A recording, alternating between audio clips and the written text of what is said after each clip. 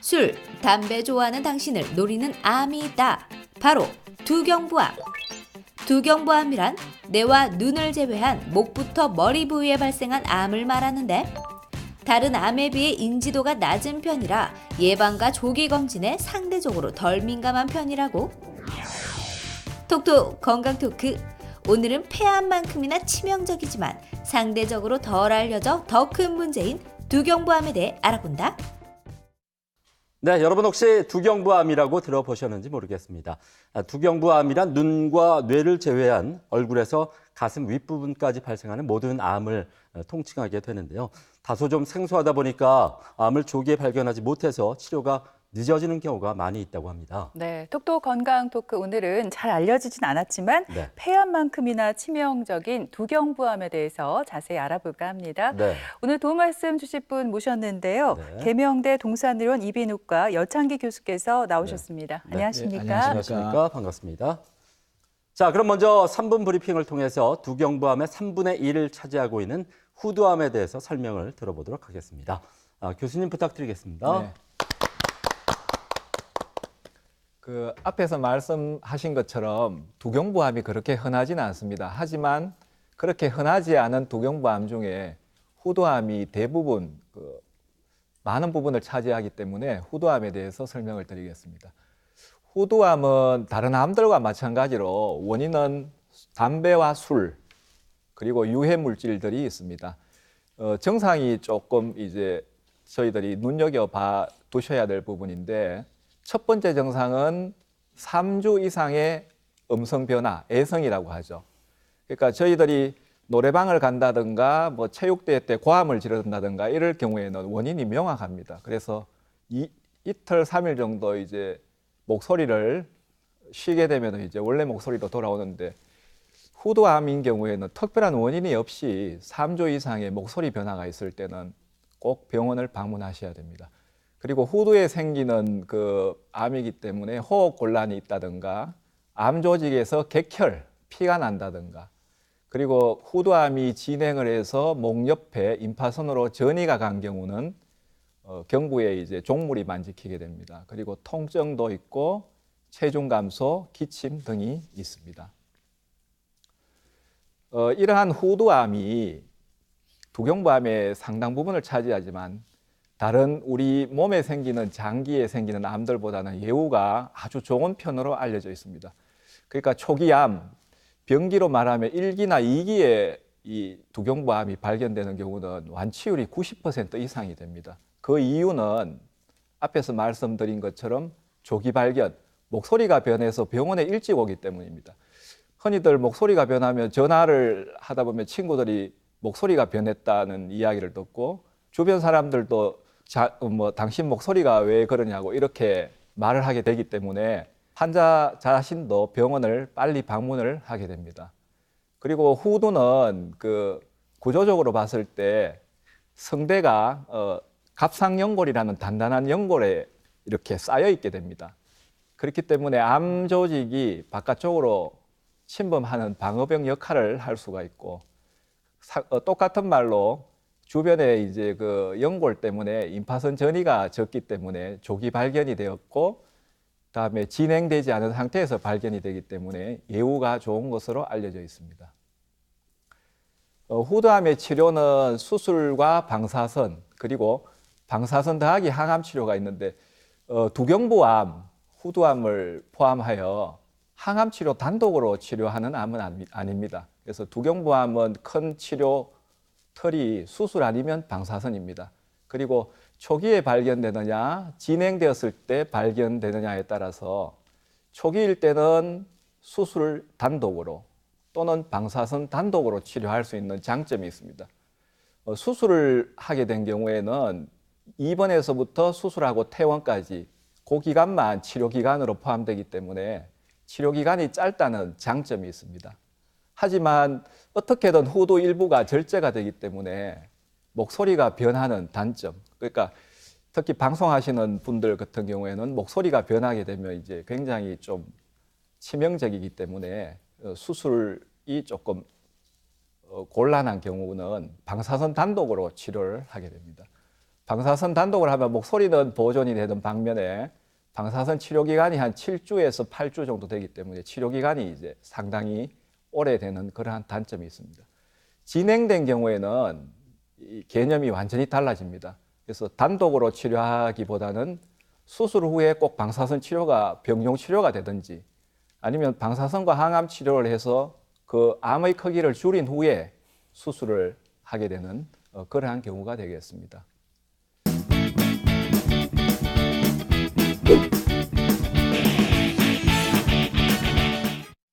네, 두경부암 가운데 가장 대표적인 후두암에 대해서 먼저 알아봤습니다. 네.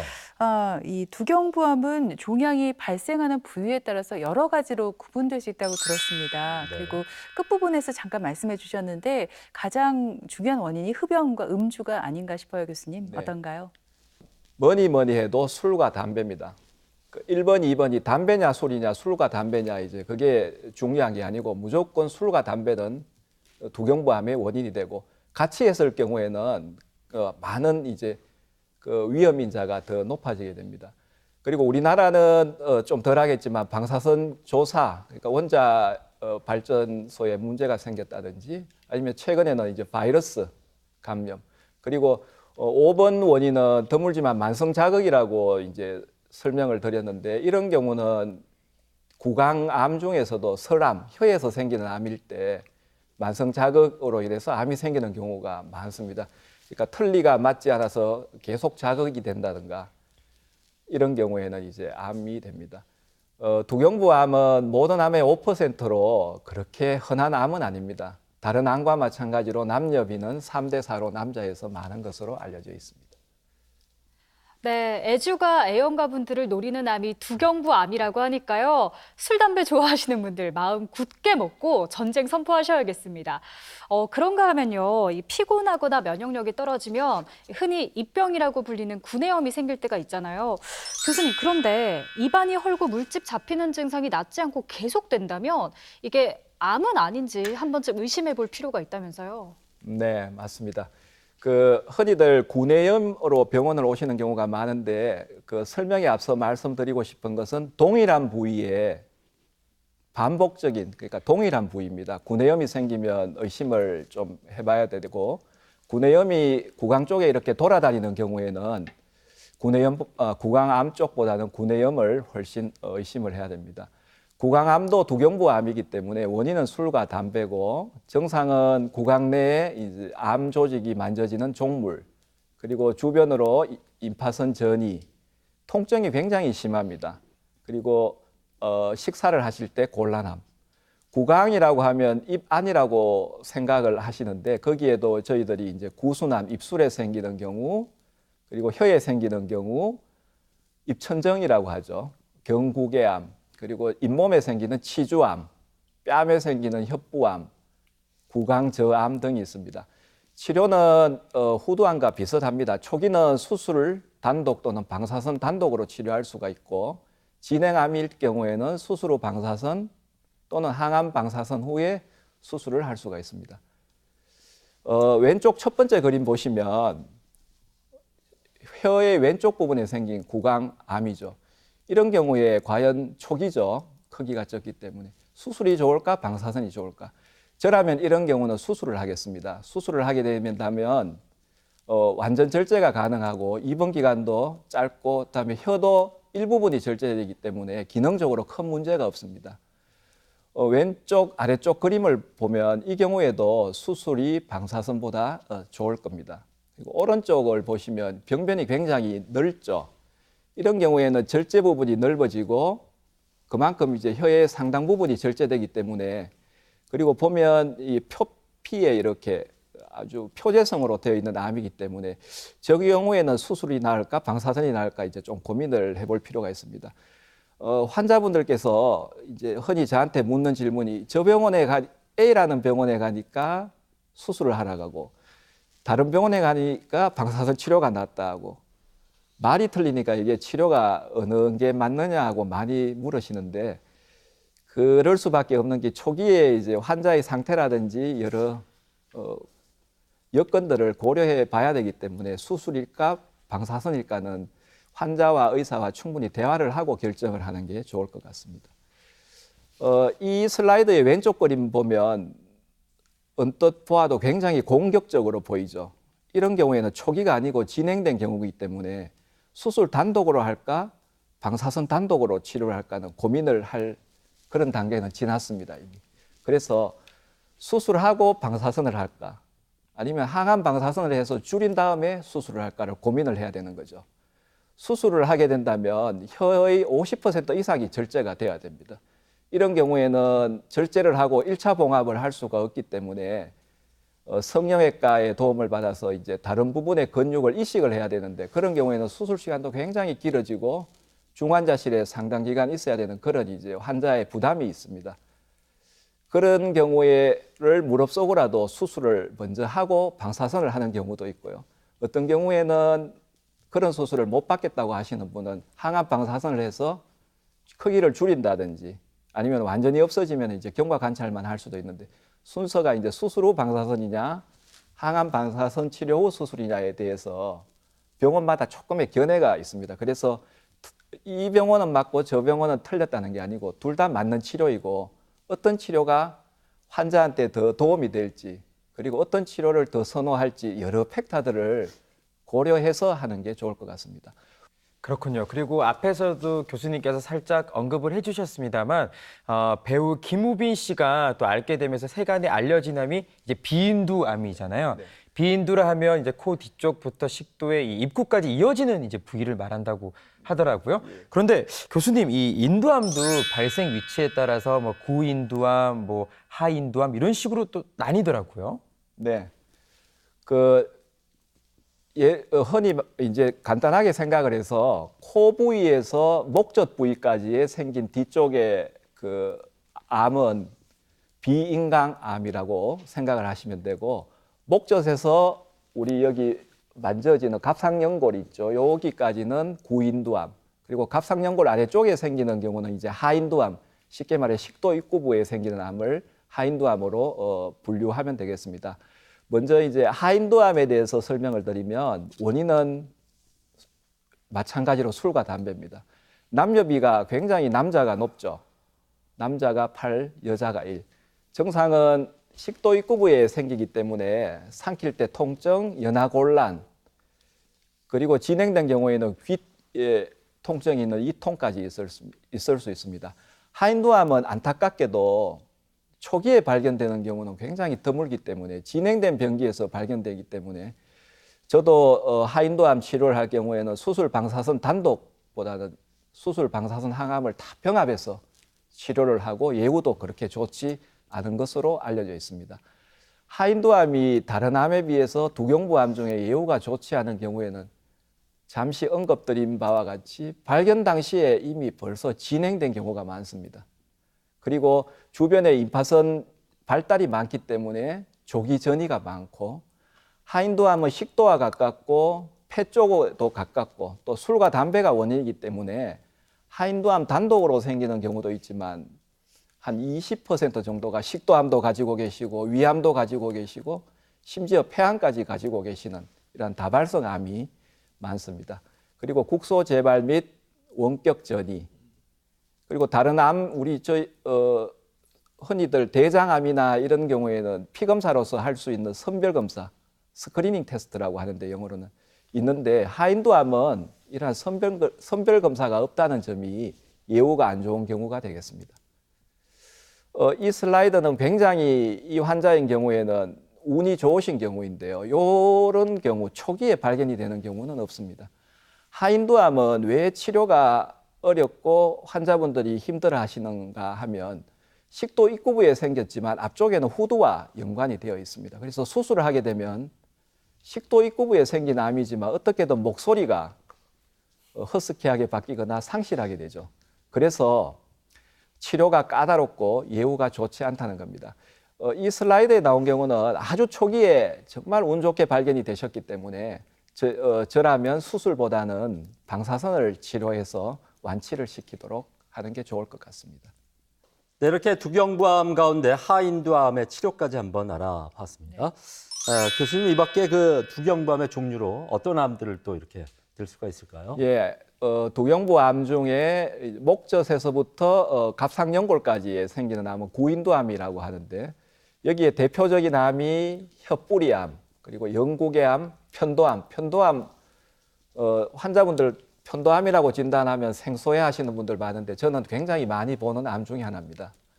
원인은 계속 반복되지만 술과 담배. 치료는 초기에는 수술 단독 또는 방사선 단독. 진행된 경우에는 수술과 방사선을 적절하게 조합을 해서 꼭 병합 치료를 해야 됩니다. 그래서 광범위 절제술 후에 방사선을 하느냐, 아니면 항암 방사선 치료 후에 수술 범위를 줄여서 기능을 생각을 하느냐. 이 두 가지 치료를 할 때 저는 우리가 암이라면 재발하는 예후도 생각을 해야 됩니다. 환자의 생명과 직결되기 때문에. 수술하고 방사선이 예후가 좋을까요? 아니면 항암 방사선을 하고 크기를 줄인 후에 기능을 생각하는 구제 수술이 좋을까요? 저는 수술하는 입장이라서 그렇게 말씀을 드리는 게 아니고 제 입장이라면 수술하고 방사선 치료를 하는 게 한 10%에서 15% 정도 예후가 더 좋다고 말씀드리고 싶습니다. 왼쪽 슬라이드는 공격적으로 넓은 부위에 침범한 편도암이죠. 이런 경우에는 수술 단독으로 할까? 방사선 단독으로 할까가 아니고 수술하고 방사선을 할까?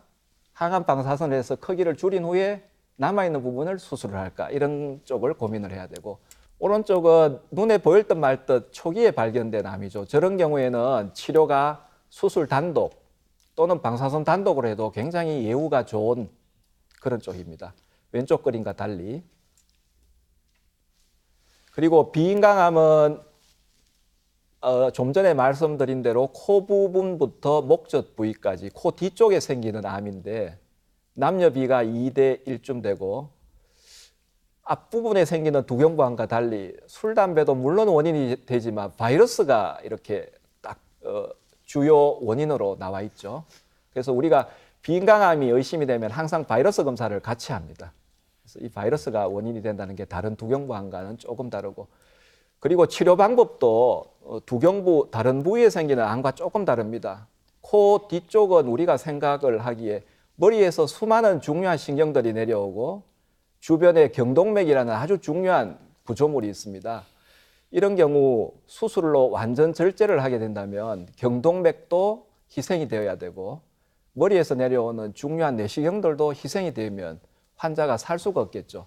그래서 비인강암은 주치료가 수술은 굉장히 제한적이고 비인강암은 방사선 치료와 방사선 치료의 효과를 높이기 위해서 항암 방사선 동시요법이 주치료가 된다. 그래서 원인과 치료 면에서 다른 두경부암과는 조금 다른 면이 있습니다. 네, 사실 얼마 전까지만 해도요, 이 수술을 하면 먹고 말하고 숨쉬고 이런 기본적인 것들을 누릴 수가 없었잖아요. 그렇다 보니까 환자들이 암이 완치가 되더라도 좀 고통스러운 삶을 살 수밖에 없었는데 이 로봇 수술이 도입이 되면서요, 환자들의 삶의 질은 물론이고 또 치료 예후도 많이 좋아졌다면서요, 네, 교수님? 맞습니다. 어떤가요? 네. 좋은 지적이신데 두경부암은 완치도 중요하지만 중요한 이제 목과 말하는 거, 삼키는 이런 중요한 기능들이 있기 때문에 환자의 삶의 질을 꼭 생각을 해야 됩니다. 그래서 도입된 게 이제 두경부암의 로봇 수술인데, 설암이나 편도암은 저희들이 진행된 경우에 수술을 한다면 시야 확보를 위해서 턱관절을 절개를 해서 벌리고 수술한 다음에 다시 붙이는, 생각만 해도 좀 무시무시한 그런 수술을 많이 하게 되는데, 로봇이 도입되면서 시야 확보가, 우리가 수술을 잘 하려면 시야 확보가 굉장히 중요합니다. 로봇이 없다면 이제 시야 확보를 위해서 절개선을 넓히고 이런 쪽으로 가야 되는데, 로봇이 도입이 되면서 시야 확보가 종전 수술보다 좋기 때문에 장점들이 굉장히 많습니다. 그리고 입안에 구강 쪽에 생긴 암도 절개선 없이 로봇 팔이 들어가면서 비데오를 보면서 이제 이렇게 수술을 할 수 있기 때문에 장점은 절개선이 없다. 둘째는 턱 관절에 절개가 없이 치료를 하기 때문에 기능 보존이 용이하다. 그리고 턱 관절이나 이런 뼈들을 손대지 않고 하는 수술이기 때문에 입원 기간이 굉장히 단축이 되겠죠. 단점은 물론 비용이 많이 든다는 겁니다.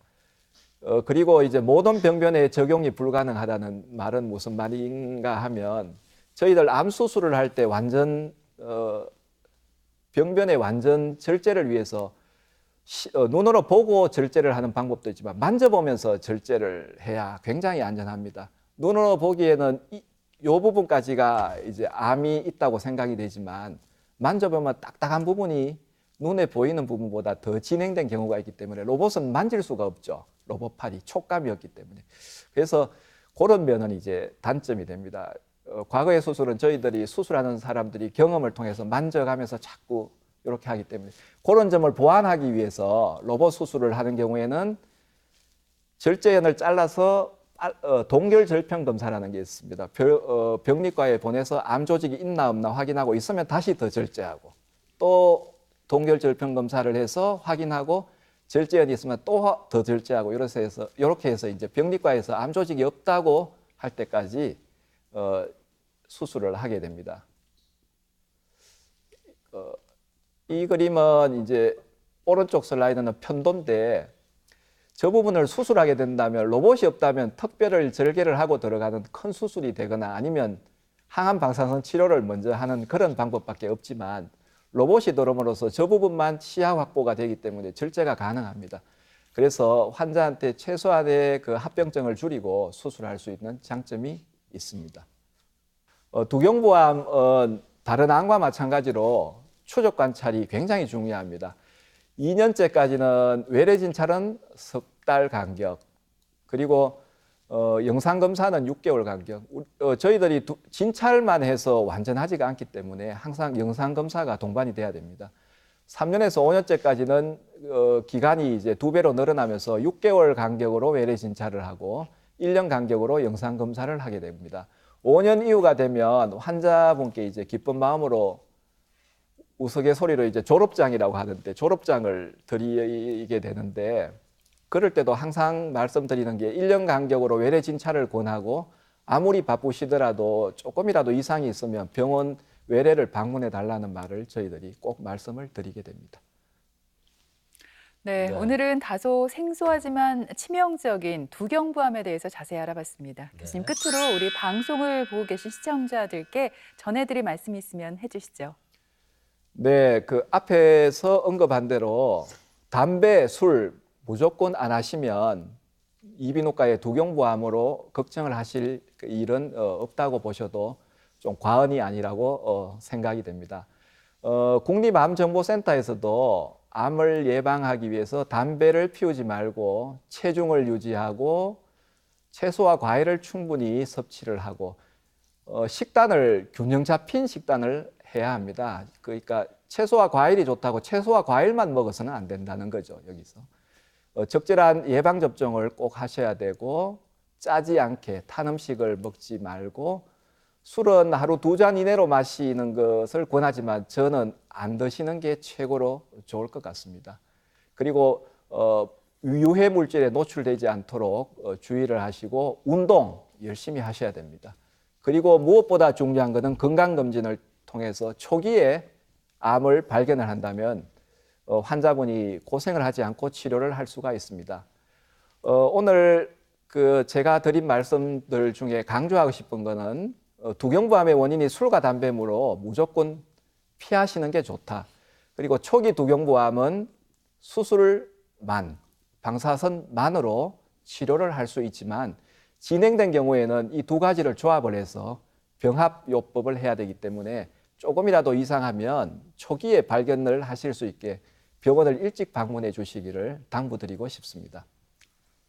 네, 이렇게 두경부암에 걸리게 되면은 말하고 듣고 냄새를 맡고 음식을 삼키는 평범한 일상생활이 힘들어질 수가 있겠습니다. 가장 대표적인 원인이 누누이 지금 말씀을 드렸지만 음주와 흡연인 만큼 애주가 애연가분들은 술, 담배와의 악연을 꼭 끊으셔야 되겠습니다. 네, 지금까지 이 시간 도움 말씀에 계명대 동산의료원 이비인후과 여창기 교수께서 수고해 주셨습니다. 네, 네, 고맙습니다. 김철원 씨, 장희연 씨 두 분도 수고했습니다. 네, 고맙습니다.